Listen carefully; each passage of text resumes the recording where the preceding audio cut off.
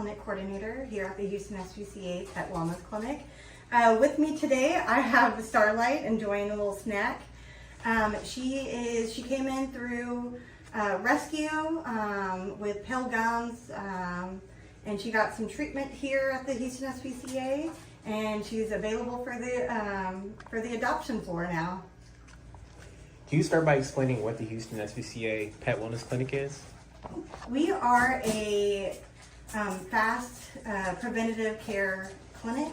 The main thing that we do is we do vaccines and preventative care, including like heartworm and flea medication, deworming. Sometimes the animals will get intestinal parasites. We also do treat some illnesses like skin infections, diarrhea, ear infections, and we also do heartworm treatment here.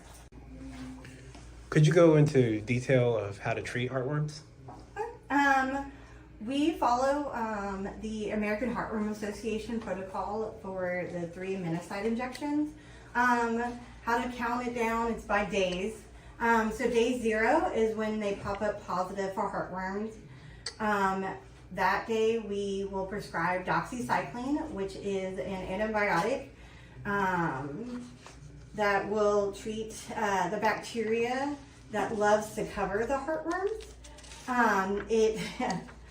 It covers the heartworms, and that will hopefully, whenever we start the treatment, will help with the killing of the heartworms when we start treatment and everything.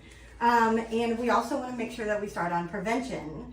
The prevention, either what we have in our clinic, we have Iberheart Max, or we have Parasege. The Iberheart Max is an oral one.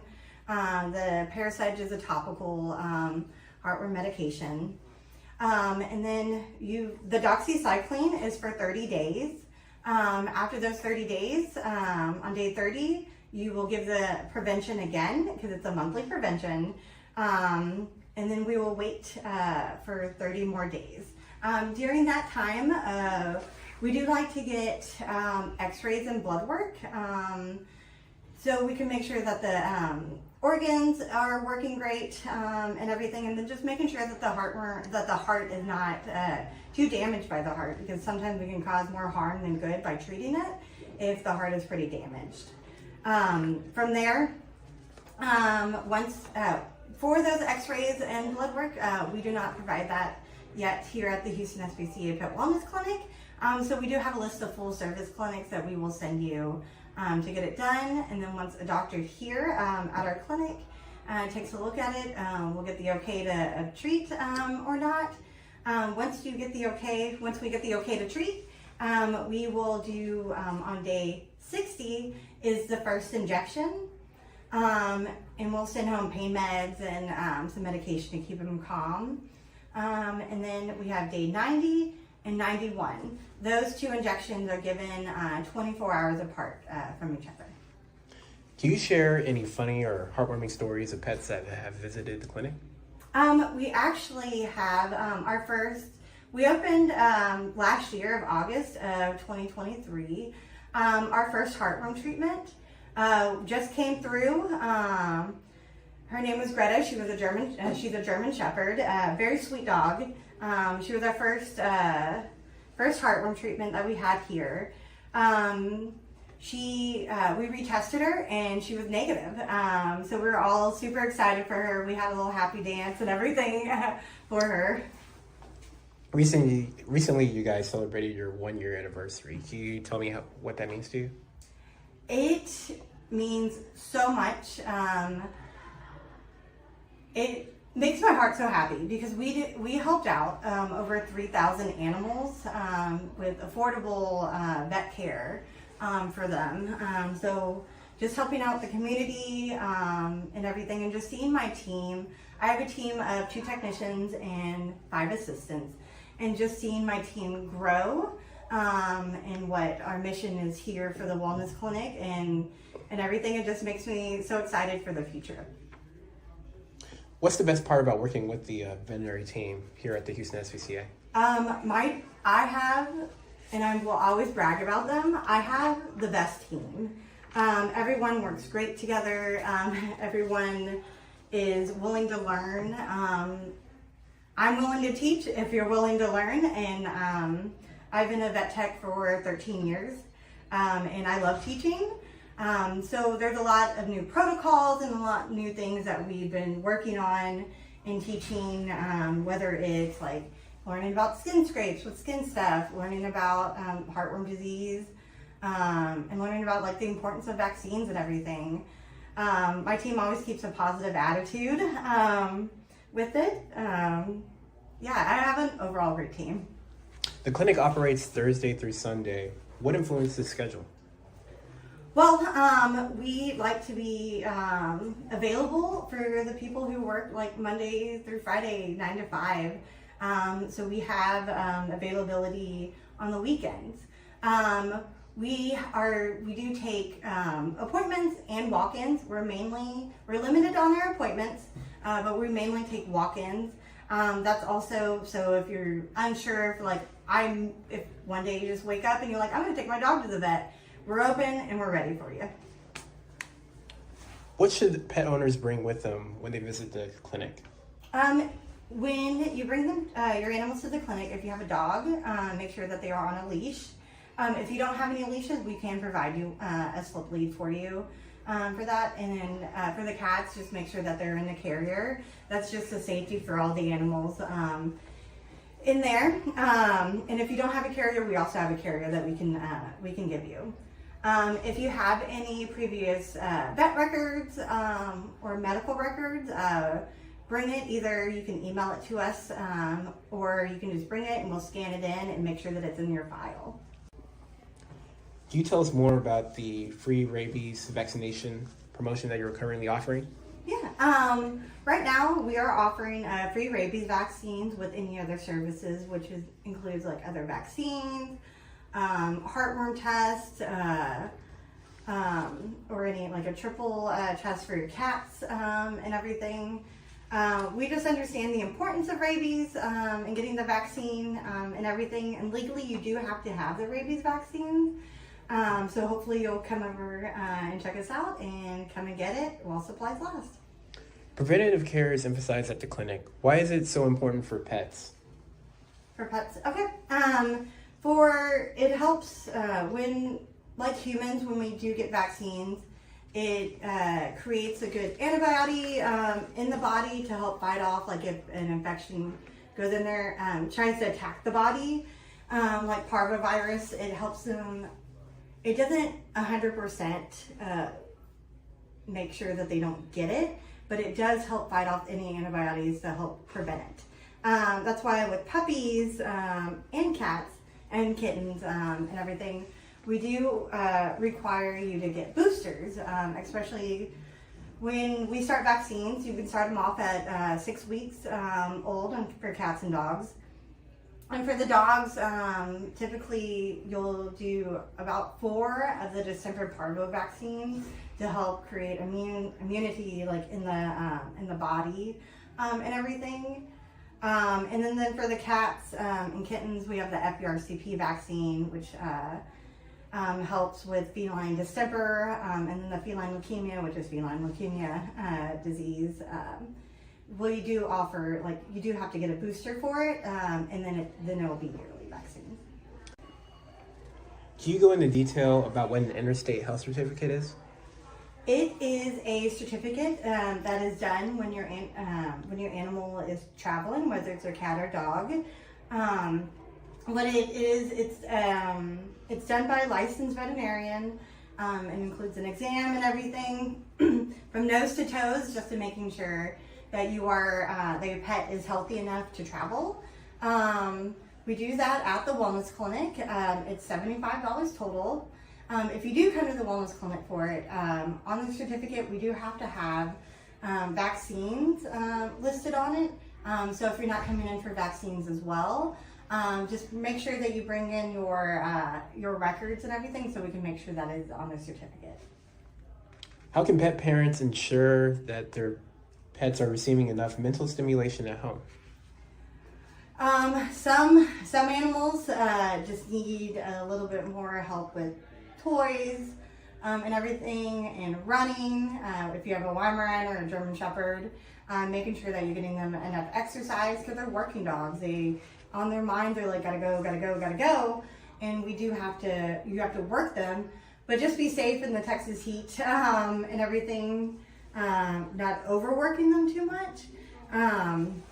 But just keeping their mind busy. I know one of my friends has a Basset, and what she does is she does hiding games. Like, she'll get like little pieces of treats and then hide them around her house, and everything, and let the dog go, and the dog has to sniff it out to find it. How can pet parents help maintain their pet's health at home between wellness visits? Keeping up to date on your vaccines and everything. Also feeding good food, making sure that they're getting enough nutrition and everything, making sure that they're getting enough exercise. Also, I cannot stress this enough, making sure that your animal stays on prevention. There's several different preventions. We have in the wellness clinic Iverheart and Vervecto for the dogs. And then for the cats and dogs, we have Parasite, which is a topical medication. There are some other ones that we do have an online pharmacy that you can get, whatever works best for you. Are there any new services or expansions planned for the Pet Wellness Clinic in the near future? I have many goals for the wellness clinic. My next main goal that I am currently working on is for us to do spay and neuters for the public. We understand we definitely understand the need for it and everything. We just need to get everything in order for that, and then we'll hit the ground running. For those who don't have prior medical documentation for their pets, how do you assess their medical needs? We just kind of go over the history with the clients and everything. If they're unsure of the vaccines and everything that they do want to get or give, we'll definitely go over the different types of vaccines.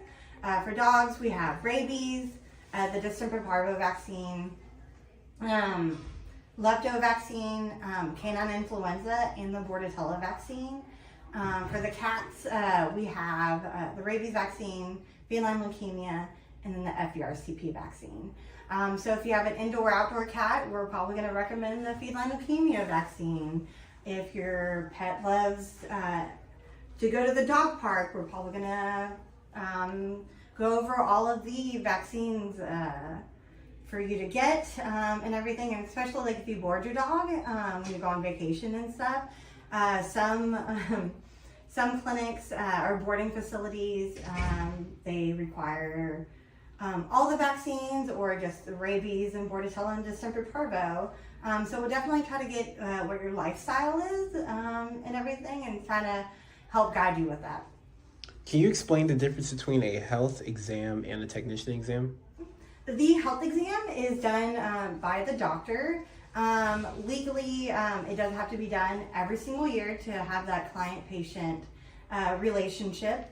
That is, it is whenever, the first time that you come into the clinic, anytime that a rabies vaccine is done, or if you come in for a sick appointment that has to be seen by a veterinarian, that's a doctor exam as well. But if you do have a puppy that comes in and you do the puppy vaccines and everything, and they're not getting a rabies, they'll be seen by a technician. We'll go up front, get a quick little history from there for you, and then bring them onto the back, poke them real quick, give them a bunch of treats and everything, and then we'll send them back up front. But that is done by one of my technicians. What services are you currently offering at the clinic? We have a good amount. We have vaccines, heartworm testing, triple testing for the cats. We are also providing heartworm treatment and doing some medical appointments as well. Those medical appointments are diarrhea, ear infections, skin infections, and stuff like that. Is there a difference in examination for a first-time patient between a puppy and a senior pet? For the exam is the same, but puppies, we're not too concerned about like a lot of their joint mobility, like senior pets tend to get having trouble walking and everything. But the exam is exactly the same, the nose to toes and everything. While the doctor does the exam, it's not just them like looking and then stepping away. It is, they look into the ears, the mouth, looking at the paws, the feet, looking at the rear end and everything.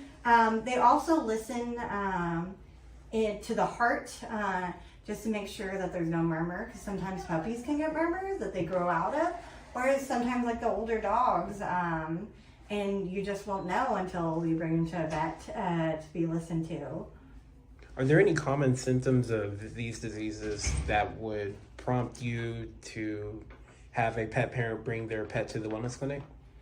If anything is abnormal, whether it is they're not eating as much, if you notice that they're a little bit, they get a little bit depressed, if you notice that they're having, especially on the older dogs, like having a little trouble getting up and moving around and everything. If they start having diarrhea, please bring them sooner than later. Because if we catch stuff beforehand, or if we start treating it the sooner, the better. Do you offer any tips on mental stimulation, nutrition, or exercise that a pet parent should know? Just keeping them active and trying to, what works best for your pet stimulation wise. Each pet is going to be different. You may have a dog that's going to be just laying around and sleeps 22 hours a day. Let them be. Let them do that. If you have a working dog, exercise them and stuff. For food wise, I feed my dogs Hill's Science Diet.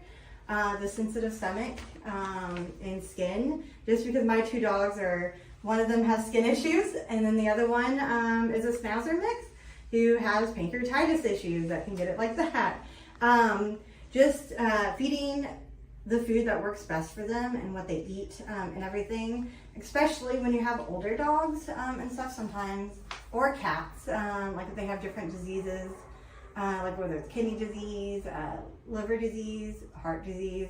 Hill's Science has like so many like varieties of those different types of food that works best for the animals.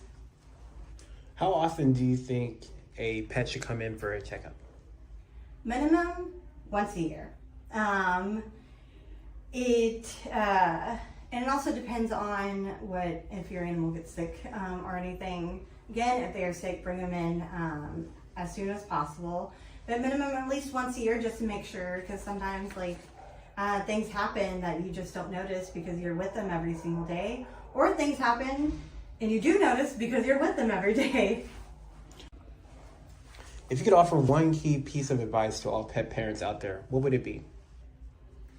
Making sure your animal stays on prevention, because especially in Texas, we're a hot area to begin with, and so even during the winter times we do not get as cold as up north, so we do still have a lot of mosquitoes going around, which transmits the heartworm and everything, and then just fleas in general. It can get really bad, which can cause a lot of skin issues and everything. So just making sure that you stay on top of your flea and heartworm prevention, which we have at the clinic. Thank you for joining me for the Pet Pawcast and Starlight, which she's taking a little nap now. Hope to see you soon. If you just want to stop by and say hi and ask for me, Emily Phelps, and I will gladly just have a chat with you.